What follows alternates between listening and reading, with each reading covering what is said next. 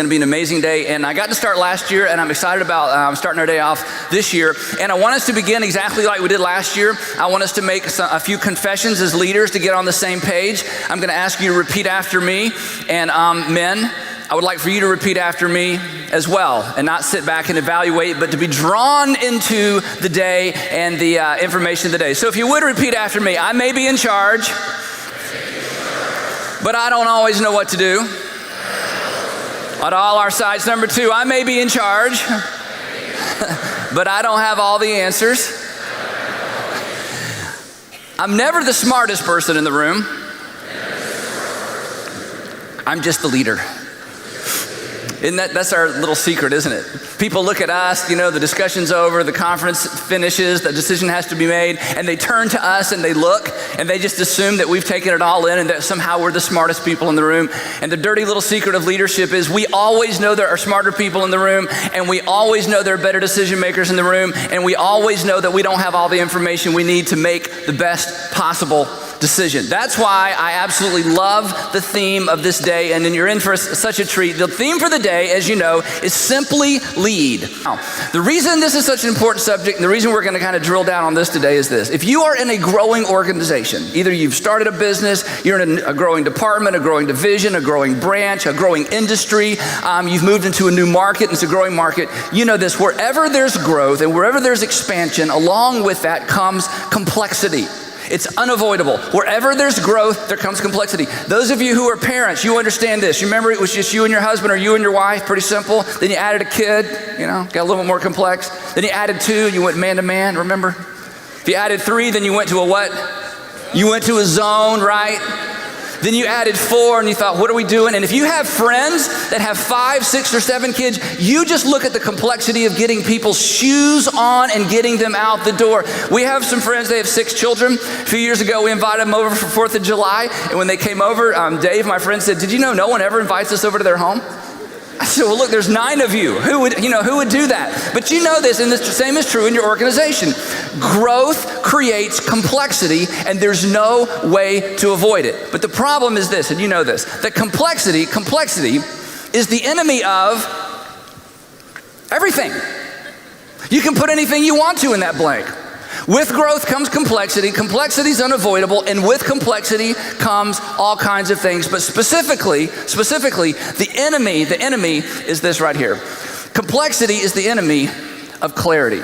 And in any organization, whether it's a small organization, large organization, your division, your department, the new market you've gone into, you've just launched a branch, you've entered an industry for the very first time, wherever there is complexity is the enemy because it destroys and begins to erode clarity. And clarity is extraordinarily important. In fact, Marcus Buckingham in his book, The One Thing You Need to Know, hopefully you've read that book, he argues persuasively that in business and in organizational life and in leadership specifically, clarity is the most important thing. It's the most important thing. And yet, in your career, in your division, your department, your business, whatever you do, as you grow, and you're gonna grow because you're leaders, as you grow, there's gonna be more complexity. And with complexity comes the potential for the loss of clarity.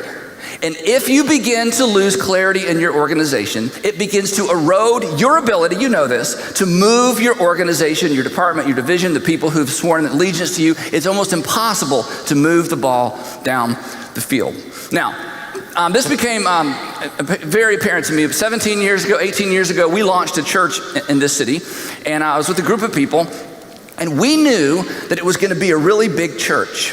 Now, the reason we knew it was going to be a big church is not because we were arrogant, but because of this very important business principle that I want to share with you. In fact, this may be be worth the price of the conference right here. If you have the only hot dog stand in town, your hot dogs don't have to be that good. Let me go over that for the A students, because this is kind of us B students, we're all over this, all right?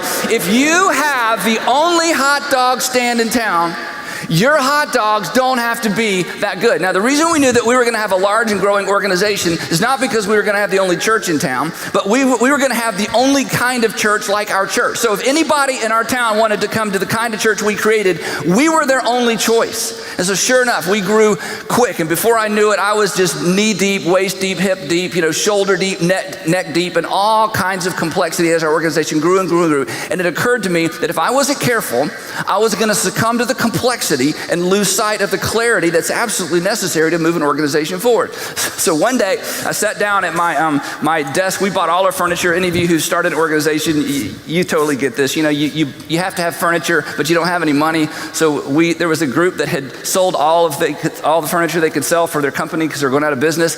And after they'd sold everything, they were about to leave it somewhere, and we caught them just before they left it somewhere.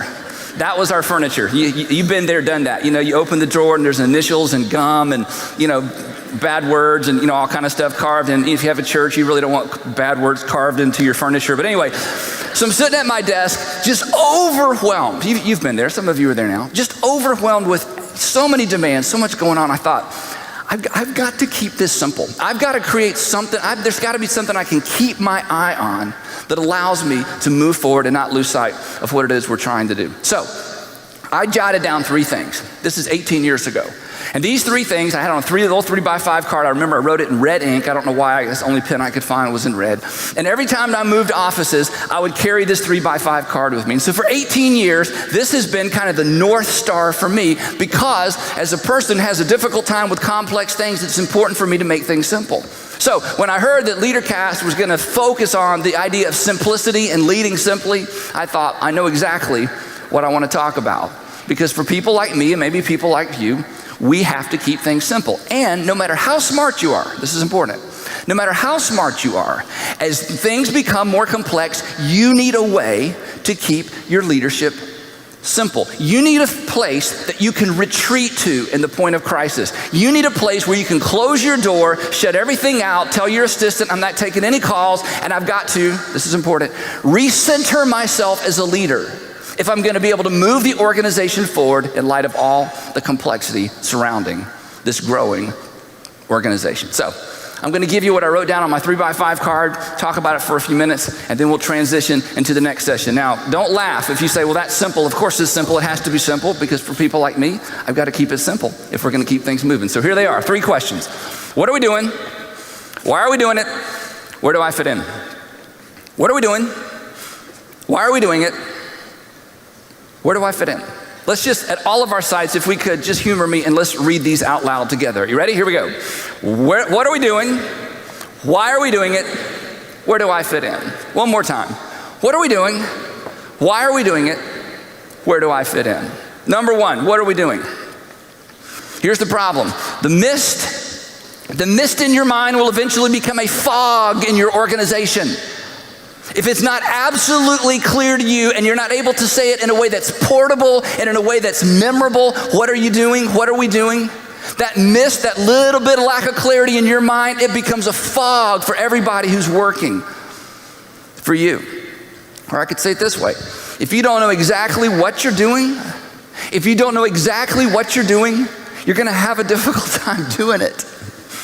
People who make bees like statements like that, If you don't know exactly what you're doing, now again, all of us, and we all know the big famous, industry standard war stories. We all have heard the story of Steve Jobs coming back to Apple in 1980 or 1998 or 1997, whenever it was. Walks back at Apple and everything's chaotic, you know the story. Extraordinary complexity as they went in lots of different directions in terms of products and markets. And he walks in, you remember this story? He walks in and he announces this. He says, we're going to make easy to use computers. What are we doing here? We're going to make easy to use computers. Well, we're doing this project over here. Does it have anything to do with easy to use computers? No, we're going to stop doing that. Walked into one of the most complex business, one of the most complex industries, one of the most complex companies in one of the most complex industries, and with a simple idea, the ability to answer the question, what are we doing, took that incredible company and made it even more incredible. So here's a difficult question. In fact, here's a question that you're going to need to, as a leader, wrestle to the ground, and you're going to convince yourself that it's not possible. But I'm telling you it is. What are you doing? What are you doing?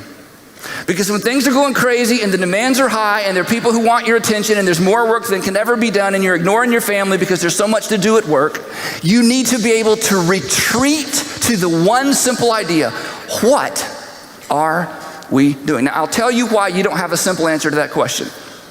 You just haven't worked on it long enough. And you would push back and say, Andy, you don't understand our industry. You're right, I don't. Andy, you don't understand my company. You're right, I don't. Andy, you don't understand my demands. You're right, I don't. But that's not why you don't have a simple answer to the question, what are you doing? You don't have a simple answer to the question, what are you doing? Because you have not worked on it long enough. But when you find it, when you find the common denominator, when you are able to tell yourself and everyone who reports to you, hey, take a deep breath and let's remember, what are we doing? That type of simplicity cuts through the complexity and brings the clarity that every organization and every organizational leader needs. Number two, why are we doing it? Why are we doing this? What are we doing? Why are we doing this? Now, this is where the emotion of your job is. This is where the emotion of what you've been called to do. This is the emotion of why you took the job. This is where you begin to connect the dots. This is where things become inspiring. This is where you find the motivation to get up and do it again, go back to work, have another meeting, make another call, and keep things moving forward. Why are we doing what we're doing? This is the statement that begins with because, in light of, if we don't. This question answers the question, what would happen in your community if your company ceased to exist? What would happen in our country if your industry ceased to exist? What would happen in your community, your town? What would happen with the thousands of people that are part of your company? What would happen if we didn't do what we're here to do? Now, when you hear something like that, I mean, you think, well, Andy, if you're in like a nonprofit world, that's easy. I mean, if you're digging wells, that's easy. If you're feeding hungry children, that's easy. If you're building houses for people who need homes, that's easy. But Andy, we sell things. We manufacture things. We just provide a service. I don't know that there's anything inspirational. I don't know that the answer to this question is going to be that helpful. And I want you to know you're wrong. And here's how I know that. Because I know something about your company.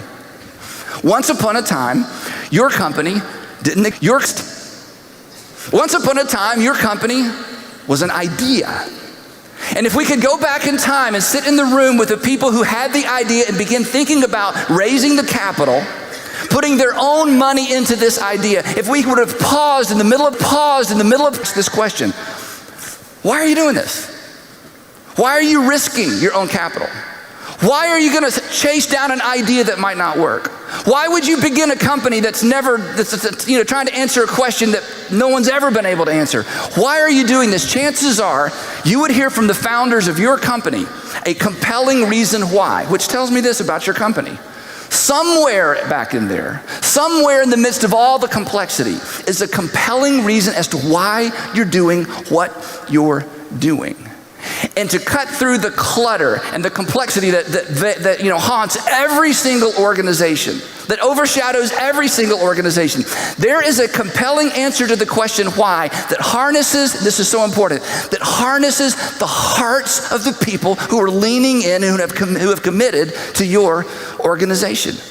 Why are you doing what you're doing? If you lose sight of the answer to this question, or if you've never answered it, this is where you lose your motivation and it just becomes a job. But worse than that, if the people who report to you and work for you don't have a good answer to that question, for them it just becomes a job.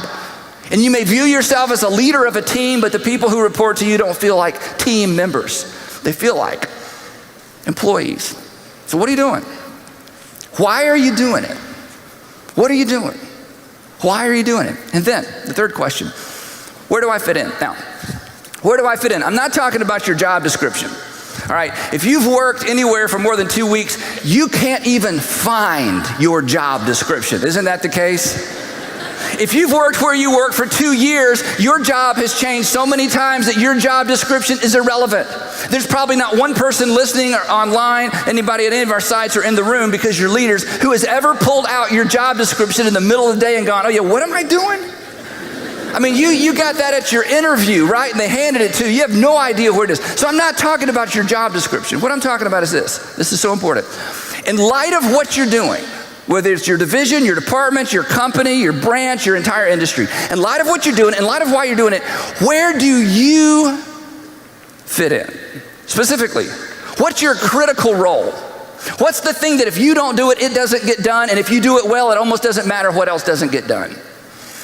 What is your unique contribution? In light of what you're doing as a company, in light of what you're doing as an organization, what is your unique contribution?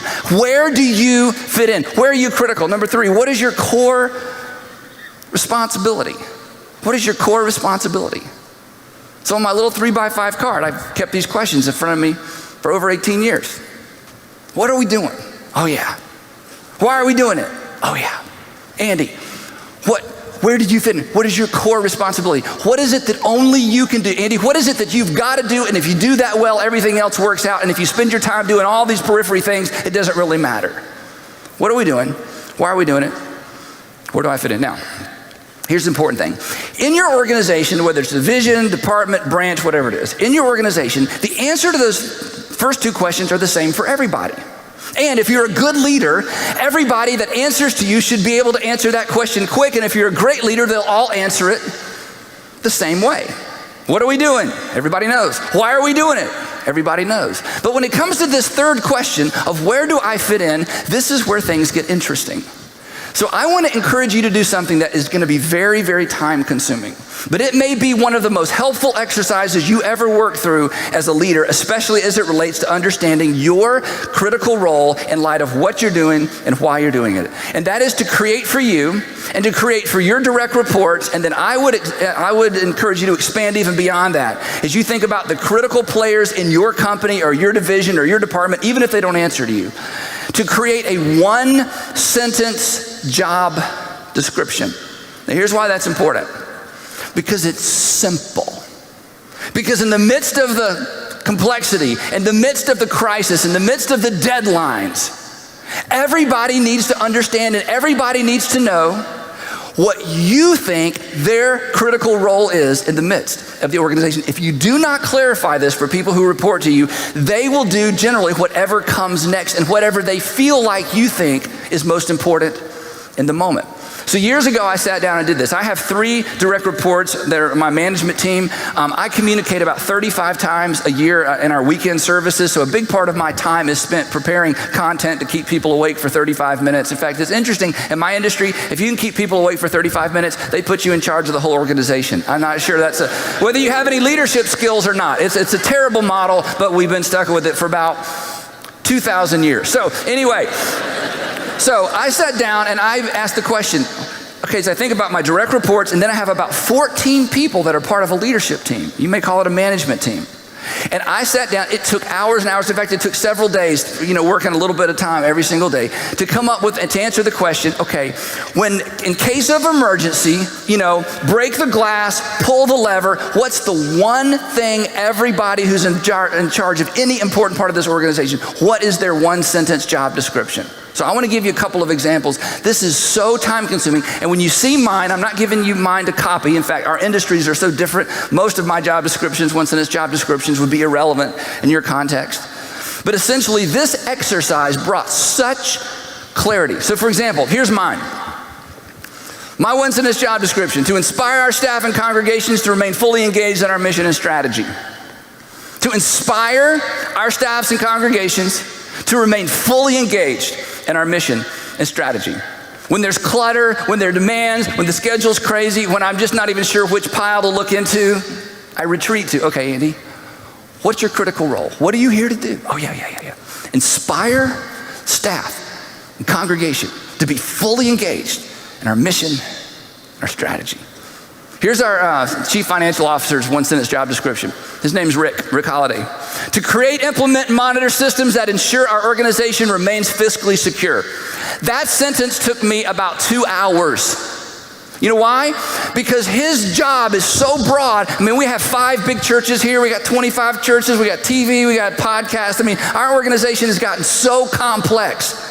And all the financial part of that funnels into his office and through his part of the organization. So I sat down and I said, Rick, look, if things get crazy, when things get fuzzy, when the complexity begins to overwhelm you and overwhelm the organization, here's what I need from you. Create, implement, and monitor systems that ensure our organization remains fiscally secure. In case of emergency, break that glass, read that statement. That's your critical role. in this organization. Now I'm going to show you my administrative assistant's one-sentence job description. Now, honestly, I thought about charging extra for this. If you have an administrative assistant, you're going to love this, but here's what's interesting. Diane, who is here today, knew that I was working on these one-sentence job descriptions for all these big, division department heads. And she said, Andy, she said, I wrote my own. I said, you wrote your own one-sentence job description? She said, yeah, what do you think? And she handed me a sentence, and I thought, oh my gosh, look at this. Here's my administrative assistant's one-sentence job description from my perspective. To keep my path clear of non-essential tasks and decisions so that I can do what only I can do. Woo! I thought I should have just charged extra for that. Isn't that amazing? So she comes to work, and I mean, you know how it is. If you're an administrative assistant, or you've got an administrative assistant, and everything kind of funnels through their office or through their computer or their cube or whatever it is. And she can come to work every day and say, in spite of all the clutter and all the complexity and all the demands, my job is simple. I'm going to keep all the non-essential tasks and decisions away from Andy so that he can do what only he can do. See, there's power. This is what I want you to understand. There is power in simplicity. And the more complex your industry is, and the more complex your job is, and the more complex your division, department, the demands are, the more important it is for you to find the simplicity, because every leader needs an escape hatch. Every leader needs a place to retreat to. Every leader needs a place where they can recenter and remind themselves of core things. And for me, it's those three things. The bottom line is this: growth, and you're leaders, so you're going to grow. You're leaders, so things are going to get bigger. Growth creates complexity. There is no way around it. There's no way to dodge that. Growth creates complexity, which requires simplicity. Growth creates complexity, which requires simplicity. So for me, it's these three simple questions. What are we doing? Why are we doing it? Where do I fit in? What are we doing? Why are we doing this? Where do I fit in? So here's your homework. What are you doing? And don't say, oh, Andy, it's too complex. No. It's only complex because you haven't taken the time to answer the question. What are you doing? Is it possible that you could boil your extraordinary organization down to a simple break the glass, read the statement, get back in the middle statement? What are we doing? It may take some time. You may need some help. You may need somebody to sit down and talk you through this. But when you get there, it's gold. We're making easy to use computers. Any questions? Do you know what it is for us in our organization? We create churches unchurched people love to attend. That's it. Why'd you come to work today? We create churches unchurched people love to attend. That's it. Why are you doing it? Somewhere in your history, somewhere in your personal history, somewhere back there somewhere, there was a compelling reason for somebody to begin your company. There was a compelling reason for somebody to say, you know what, we need a new division in this company. We need a new department. We need to split these things out and let somebody wake up thinking about this. Somewhere back there, there was a compelling reason. You need to discover what it is, and everybody who works for you needs to understand that. And then, what's your core role? Where do you fit in? I'm just telling you. If you take the time to work through these three questions, you will have a simple approach to leadership that in times of crisis and in times of unavoidable complexity, it'll give you a place to go. And it'll give you clarity as you lead your team into your future. So let's keep it simple. For some of us, we have to. For some of you, you will need to learn to. But either way, let's keep it simple. Hey, thanks so much for allowing me to be part of Leadercast. Hope you guys have an extraordinary day. And hopefully we'll see you next year. Thank you very much.